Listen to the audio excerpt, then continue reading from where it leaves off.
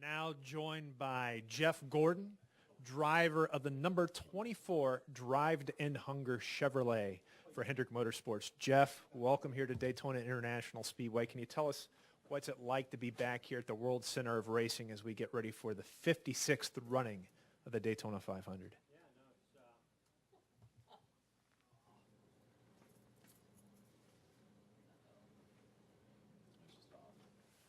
It's fantastic to be back. Unfortunately, we didn't get to do much today, so that was disappointing to watch it rain all day. But now the excitement's definitely been building. I was saying earlier that I really love, for me, coming off of my vacation and getting to the shop and spending time with Alan and the engineers, and every year that time of year, it's exciting to hear all the things that they've been thinking about and creating ways to make you better as a team, make your cars go faster. With some of the new rules that NASCAR implemented with the cars, with the ride heights especially, just trying to figure out how we can maximize all those things to our potential. And so, this is exciting to get down here to Daytona, especially with all the hard work that goes into Daytona, of what we have to do to be fast here, be a threat for the pole, which is very important here. And, so when we get on the track, I look forward to seeing those results. Great. We're going to open up the floor now to questions. We're gonna start over here with Claire B. Lang, then go to Bob Pockris, and then go over here to the front to Ben. Claire B. Lang, Sirius XM NASCAR Radio. It was just announced that Steve Letarte is going to go to NBC in 2015. It was officially announced. And I wonder, obviously how you think he'll do, but what effect will it have on Hendrick Motorsports, on the progress that Dale Jr. will make in 2014, knowing that in 2015 his crew chief will move to the television booth? Yeah, I think he's going to do fantastic. We all know Steve's a good talker, and he's very knowledgeable about the sport. You're very passionate about it, and so I think they've made an excellent choice there. I think only time will tell how it's going to affect them, but I think Steve's very, very good at compartmentalizing, the commitment and what it takes to, do his job as a crew chief and be the best crew chief that he can be. And he and Junior have a great relationship, and they I'm sure when the news first broke to Junior, it probably was a bit of an adjustment, but I feel like they've worked through all the details on how to maintain that level of competition, the momentum that they had from last year, and keep that going through this year. Let's go to Bob and then up to Ben. Bob Parker, Sporting News. Were you surprised that Steve opted to move from Hendrick, where he's been for 20 years, to the broadcast booth? Not necessarily. I've seen him do some work with TV and radio over the last year or two, and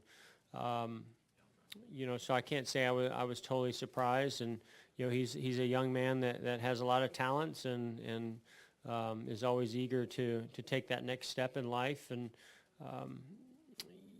he has a family. It takes a lot to be a crew chief. It's quite a commitment, and I think this is a great opportunity for him. Go to Jeff, Ben White with Lexington Dispatch. I'm doing a story on turning points, twist of fate, that kind of thing, where drivers' careers have turned and moved to the next level. The thing that comes to mind for me was 1990 when Rick Hendrick and Humpy Wheeler were watching you drive a Busch car at Atlanta from the stands. I don't know if you recall that story. Yeah, 91. Or 91, okay. What would you say, in your opinion, would that be, that twist of fate that got you to where you are as far as today? There's so many. You don't make it to this level without having some moments that kind of separated you from maybe others in the field and got you that opportunity. and I look at the successes and the failures. I mean, prior to me being hired by Raleigh Helming to drive on ESPN's Thursday Night Thunder for the night before the 500, which we set a new track record and won that race in fairly spectacular fashion. Prior to that, I was racing for McBride and Schoaf in a sprint car in the All-Star Series and got fired because I was tearing up too much of their equipment and wasn't winning enough. So, to me, that moment where I did not succeed in that sprint car gave me a new opportunity to go and be very successful in a midget and sprint car on pavement in front of a big audience that took my name from being an up-and-coming sprint car driver to being a talent in the open wheel field, as well as a couple years later being a driver that even an owner in NASCAR would consider. So that was I don't know if it was a specific moment, but I guess winning that race the night before the 500 would be the specific moment. George and then the Rick. Yeah, Jeff, George Diaz with the Orlando Sentinel. Given everything that happened last season, especially with leading into the chase, have you stopped to reflect and had any kind of takeaway? What's your takeaway from last season? And what do you bring any of that into the following year, or is it a new slate type thing? Yeah, don't be 11th or 12th in points going into Richmond, or 13th or whatever we were. For me, it's about getting off to a better start. And really the last two seasons, we have not gotten off to a great start. Some of it in our control, some of it out of our control. I think definitely Vegas is on our radar. We've not run well at Vegas the last couple of years. That has had an impact. Even though it's one race, it still has had an impact on the momentum and our confidence level. Qualifying the last 2 years starting the season weren't great either. So we certainly seem to get that turned around halfway through this past season, and hopefully we can continue that. But I think, just getting off to a better start, and that doesn't mean you got to go win, first 5 races. It just means, try to eliminate the 20th and the 25th and put yourself in position to get those top 10s and hopefully turn those into top 5s or wins. And then, get the points, get the momentum, and then run with it. And in some ways, Alan and I have had conversations about maybe we've been too aggressive at the beginning of the year, trying to get off to a great start, and things didn't go well, and we got a little bit behind on saying, okay, let's get back to the basics. So I think we're going to try to blend the basics and some of the new things that we think are going to be successful for us. Go to Rick, and then we'll come up here up front to Dwight, and then over to Dustin. Rick Minner from RacingToday.com. Jeff, when you look at the all-time numbers in the Cup Series, it's like you and a bunch of old guys up at the top. Thank I'm wondering you. when I you appreciate that.